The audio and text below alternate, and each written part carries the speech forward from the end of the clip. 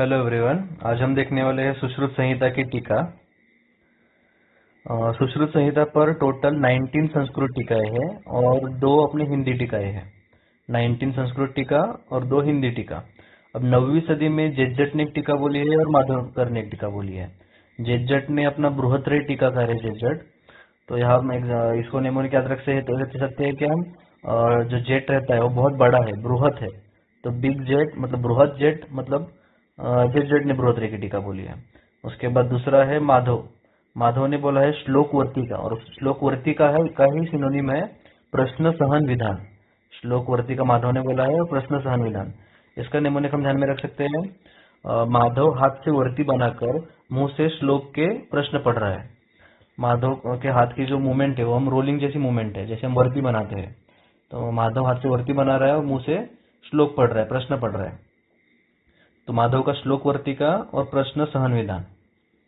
11वीं सदी की फिर 2 टीकाएं हैं, गईदास की और चक्रपाणी की।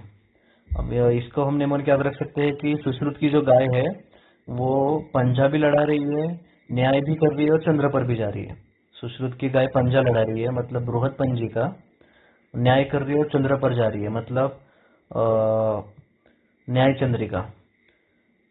न्याय चंद्रिका के ही पर्याय है बृहत पंजिका और पंजिका। और गईदास ने जो टीका लिखी है वो निदान स्थान पर लिखी हुई है। गईदास की टीका है निदान स्थान पर।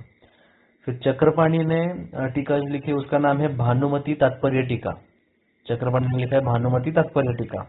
चक्रपाणी ने ये टीका लिखी है सूत्र स्थान पर। चक्रपाणी की ये टीका है सूत्र स्थान पर।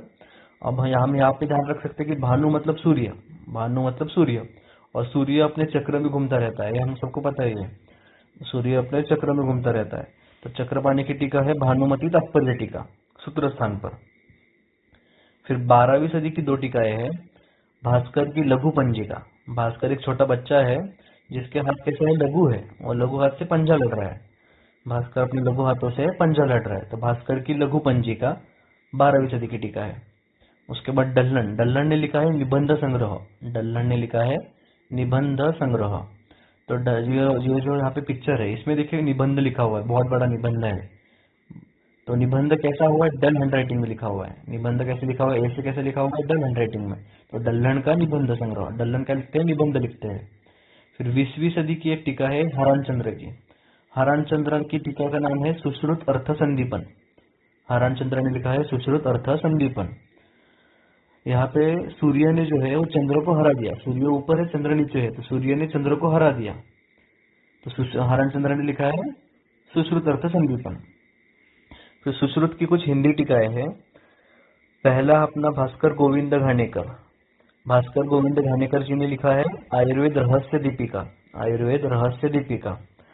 अब जो ये दीपिका और गोविंदा है ये अपना बेस्ट फ्रेंड फॉरएवर है। दीपिका और गोविंदा जो है बेस्ट फ्रेंड्स है।